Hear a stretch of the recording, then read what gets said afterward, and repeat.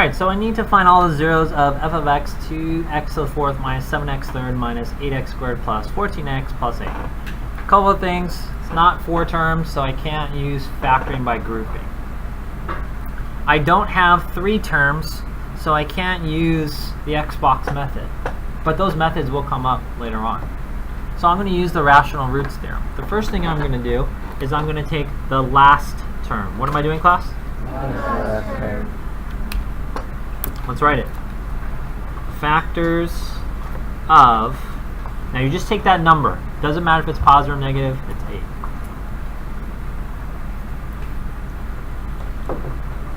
And then we're going to take the first term, or the leading coefficient. What is that, class? 2. It has to go in this order. Last over the first.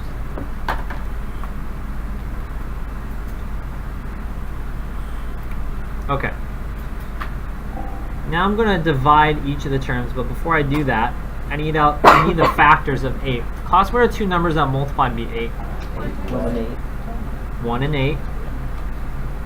2 and 4. 2 and 4. Class, what are the numbers that multiply to be 2? 1 and 2. Okay, we did the first step. We found our factors. The next thing we need to do is divide each term. This is going to be 1 over 1, which is what? Okay, keep going. 2, 8. Okay? And now I'm going to do the same thing, but now you're going to have to do it with the 2 in the denominator. What do you get? 1, 2, 3, 4.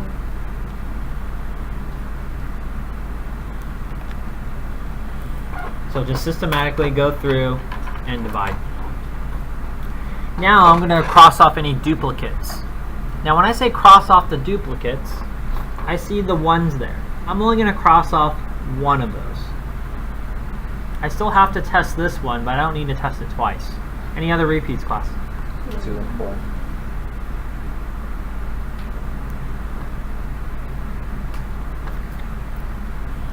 The previous problem I gave you a hint. In this long polynomial there are no hints. So I kind of have to start from scratch.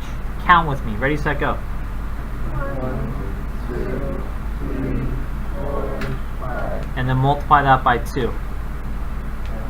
There are 10 possible zeros. There are 10 possible binomials to take out of here. Look what it says on number 4.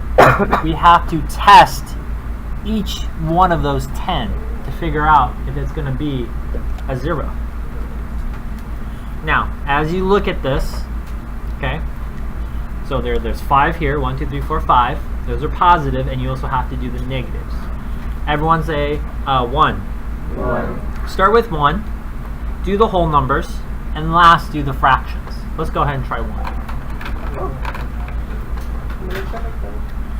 Basically what I'm going to do is I'm going to use 1. I'm going to use synthetic division. 2, -7, -8, 14, and 8. And I'm trying to look for a 0 here, which tells me that there is no remainder, which tells me it is a factor.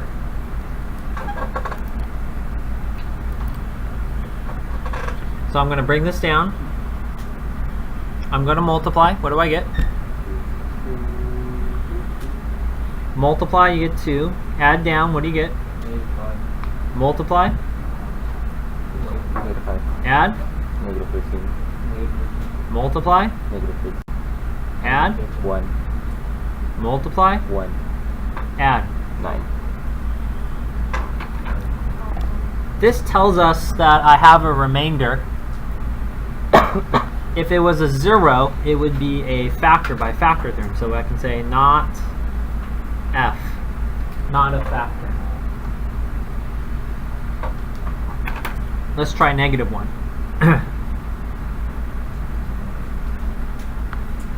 2, -7, -8, 14, and 8. Bring it down, I get a 2. Class, what number here? Here. Here. Here. Multiply. Here. -1. Here. 13. -13. -5. Class, is this a factor? No.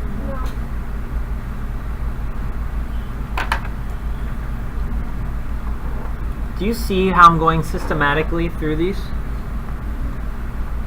+1 is not a factor. -1 is not a factor. I still have 8 more to test. Someone pick another one of these numbers. We've already tried 1. Let's try 4.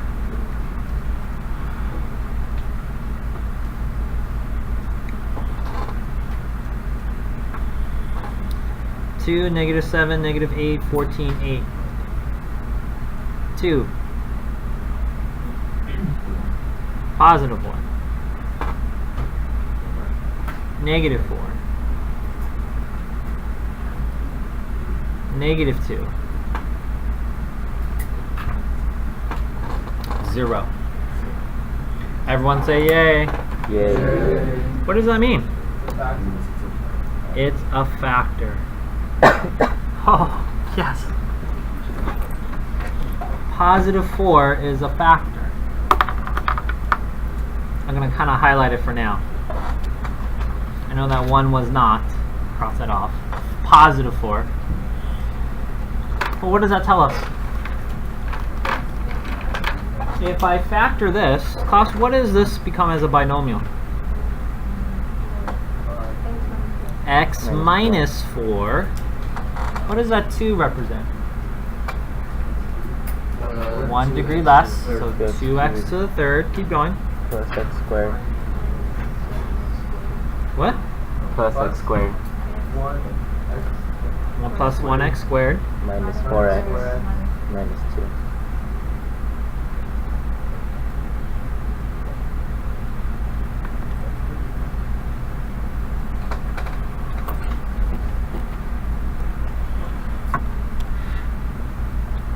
You know, I can still use the rational zeros theorem. I can use one of these other numbers to keep going.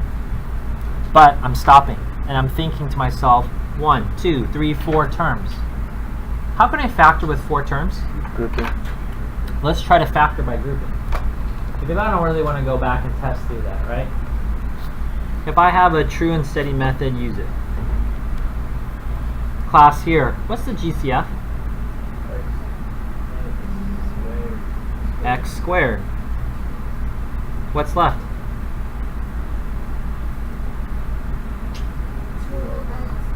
2x plus 1. How about over here?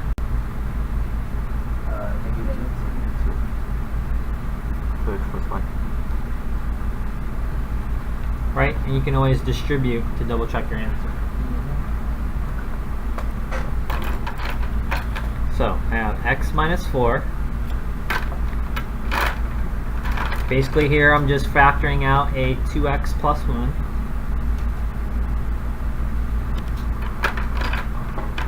And what's left? X squared minus 2. X squared. Can we factor it all? No. Can I factor that again? Yes. I'm thinking to myself, if that was a 1, it would be a difference of squares. If you put in x squared plus a placeholder of 0x minus 2, not factorable here. So they're all factored. But the problem asks me to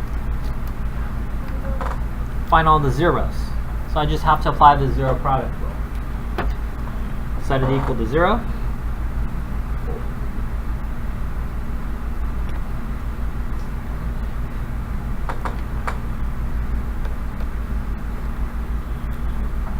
Here I get x is equal to 4. Negative 1/2.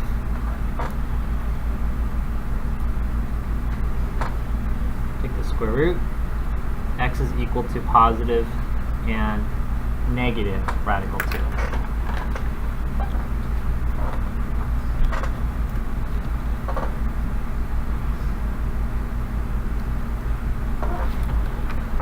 let's zoom out and think about the big picture here. I ask you to find all the zeros. Where does it all cross the x-axis? You don't have a calculator. None of it was factorable by using trinomials or 4 terms.